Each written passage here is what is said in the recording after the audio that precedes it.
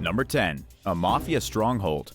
Over in Italy, Gianluca Calli is sticking it to the mob in the strangest way possible. His story goes back to the end of 2010, when he accidentally purchased a Mafia stronghold that had belonged to the Cosa Nostra crime family, a family he was all too familiar with. As an owner of a successful car dealership, the mob had come to him asking for protection money. If he pays them, they protect his business from them. But he refused. That was when they started torching cars on his lot. While his cars were being set on fire, Gianluca put in a bid on a coastal villa. He had no idea at the time that the villa used to belong to Michele the Pope Greco, the head of the family. Michele was also the head of the Sicilian Mafia Commission. Mobsters had been plotting murders in that house for nearly 2 decades.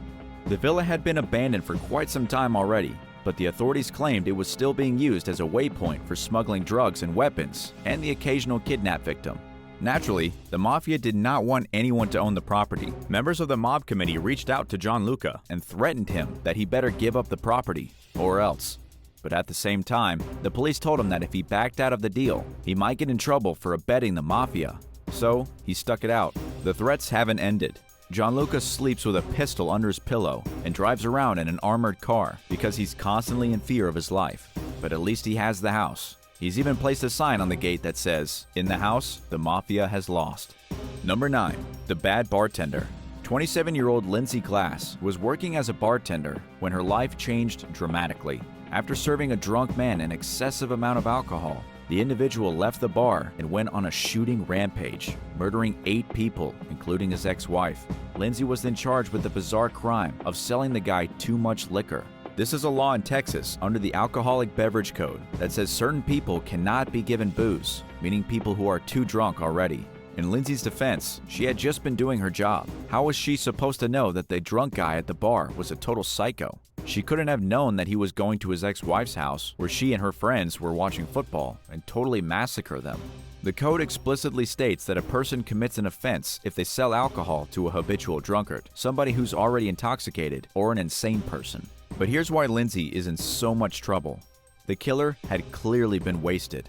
Eyewitnesses reported him knocking into furniture, staggering around, and acting strange. Despite this, she kept serving him booze. It wasn't until they finally left that she called the police to report his behavior. As he was collecting his bill, he had pulled out a big knife and was spinning it on the bar, saying to himself that he had to go do some dirty work.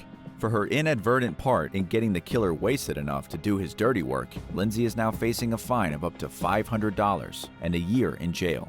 Number 8. Accidental Drug Mule. In New Zealand, a perfectly ordinary beekeeper, a man named Roy Arbin, who just so happens to be a senior citizen, has just returned home after spending 18 months in jail for accidentally smuggling cocaine into Australia. How exactly does a person accidentally smuggle cocaine? Apparently, Roy picked up a random suitcase from a Nigerian while in Brazil and then brought it home with him. That suitcase happened to contain 2.5 kilos of cocaine. He spent 18 months behind bars, waiting for his trial to start. Roy's arrest came in 2016 when the Border Patrol agents in Perth found all the cocaine in his suitcase. From the outside looking in, Roy was clearly smuggling drugs.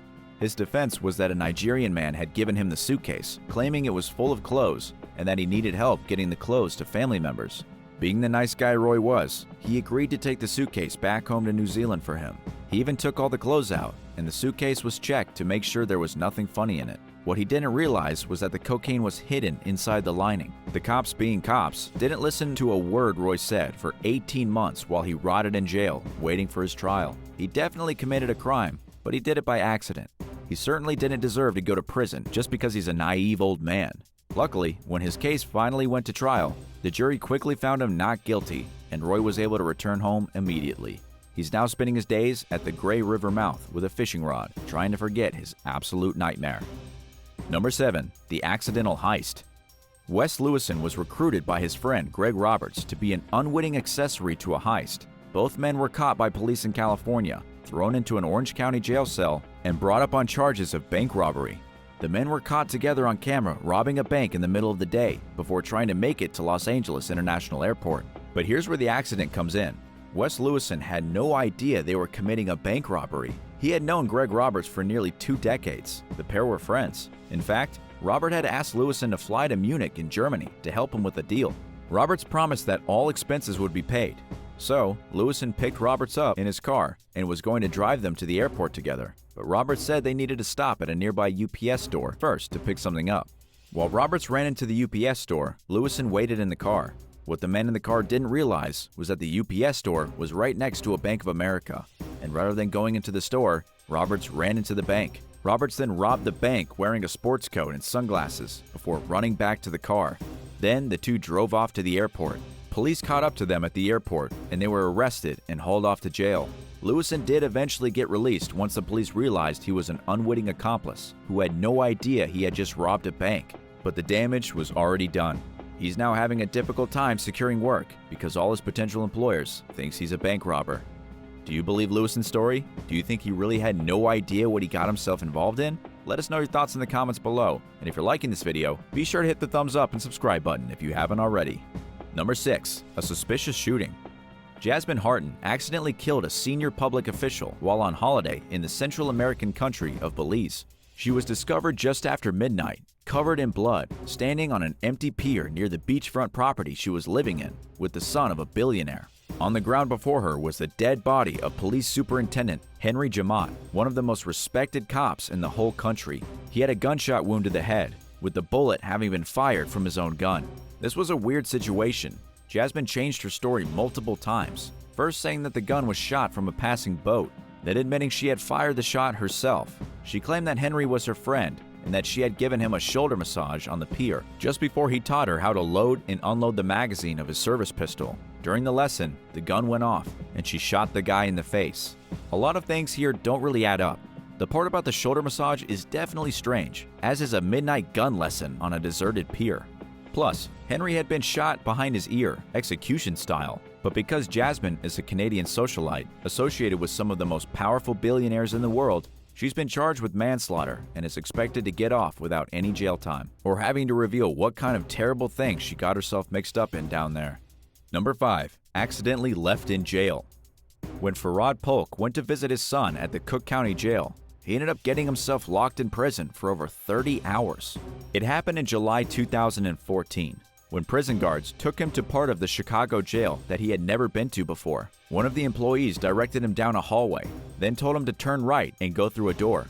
Once through that door, he was in a sealed room, usually reserved for supermax prisoners. The door shut behind him, and he spent 32 hours trapped in a cold concrete box. He had to use the bathroom on the floor and sleep curled in the corner with no food or water. He only managed to be rescued after he broke a sprinkler head on the ceiling and was discovered by firefighters with the Chicago Fire Department. Amazingly, he was still put in handcuffs and then questioned for hours before anyone would ever give him some food. And all this guy had been trying to do was visit his incarcerated son. Cook County Jail spokeswoman Cara Smith told the press that it was a bizarre series of circumstances that allowed this man to be locked in a room where he almost died. In the end, the accidental incarceration earned Farad a settlement of $600,000. Number 4. A free $10 million. A small business owner in New Zealand applied for an overdraft of $100,000. He needed it to help finance the gas station he was running with his mother. The next day, he woke up to find that he had $10 million deposited into his account. Since then, he had been sentenced to spend 5 years in prison. So, how did he go from being a millionaire to a criminal? The issue is that when he received the $10 million, it was clearly an accident. Hoi Gao, the unexpected millionaire, flew New Zealand to Hong Kong immediately after he realized he had all that money. He then transferred $6.78 million across a bunch of different accounts, in both his name and the names of his parents. Thinking quickly, Hoi Gao began laundering money through Chinese companies. See, he may have accidentally been given the millions, but he knew that the money was not supposed to be for him. Hoi Gao spent years on the run, spending as much money as possible and really trying to take advantage of the opportunity that was given to him. After all, it wasn't his fault that the money ended up in his account. That is 100% on whoever deposited the money and put too many zeros. In the end, he got busted trying to cross from Hong Kong into mainland China and is now facing 5 years in prison. The bank was able to recover some of the money, but $3.8 million is still missing. Number 3. The wrong search party. A man in Turkey named Beyhan Mutlu was drinking with a few friends on a Tuesday night when he got lost and wandered into a nearby forest. His friends became worried when he never came out of the woods, and so they quickly reported him missing to the authorities. As news of the missing villager spread, people from different neighborhoods came to help with the search. Among them was the missing man himself, who was so drunk that he didn't realize he was part of his very own search party. Amazingly, the search went on for hours. It wasn't until the guy started to sober up that he finally asked someone near him, "Who are we searching for?" When they responded with his name, he was embarrassed to admit that he wasn't lost at all. In the end, the police had to escort the man back to his home, and it then took hours for the rest of the search party to be notified that the guy was never lost at all. While a relatively harmless accident, the rest of the town was understandably upset with him for a very long time. Number 2. 3D printer trouble. A teenager has learned just how dangerous 3D printing can be. This amazing story comes from Hopewell, Virginia. The teenager found the blueprints to create an actual gun using a 3D printer in his bedroom. The 16-year-old high school kid was simply being a kid, thinking he had stumbled onto something awesome. But that all changed when he loaded the gun and accidentally shot himself with it. He suffered only a small wound to his leg, but now he might be charged with a crime. According to the Hopewell police, the kid had taken spare parts from various weapons and put them together to build the top part of the gun. This means the slide, barrel, and firing pin mechanism. Then, the teen used his 3D printer to create a handle and a trigger mechanism. The gun went off while he was in the middle of trying to put these pieces together. The police haven't said what kind of crime the kid might be charged with, but they did say they're suspicious that it could have been another kid at school who convinced him to make a firearm for them. The teenager was just a nerd with a 3D printer who may have been coerced by someone else to manufacture them a working weapon. And number 1, the accidental car thief. A woman in Canada rented a black Nissan Sentra in June in the small city of Cornwall with a population of about 47,000 people. From the Randall office, the woman drove to the local Walmart. She did a bit of shopping and then tracked her vehicle down in the parking lot. She got into the car, pushed the start button, and drove away. Shortly after, the police received a report that a black Nissan had been stolen from the Walmart parking lot. For the following 2 weeks, the woman who had rented the Nissan Sentra drove around in the stolen Nissan, completely oblivious that it wasn't the same car she had rented. How did this happen?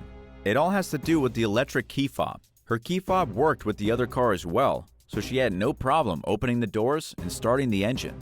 This obviously seems like it shouldn't be possible, but apparently it is. The woman only realized her mistake when she tried to take the car back to the rental agency. The worker at the rental agency helped the woman to retrace her steps, at which point they identified the Nissan Sentra was still sitting in the Walmart parking lot where it had been 2 weeks ago. The woman, embarrassed beyond belief, called local police and explained the situation. In the end, everything was perfectly fine. The woman wasn't charged with any crime, and the owner of the car got their vehicle back. Do you know other stories of crimes that were committed by accident? Let us know in the comments, and thanks so much for watching. Remember to like and subscribe, and check back for more awesome videos. See you next time.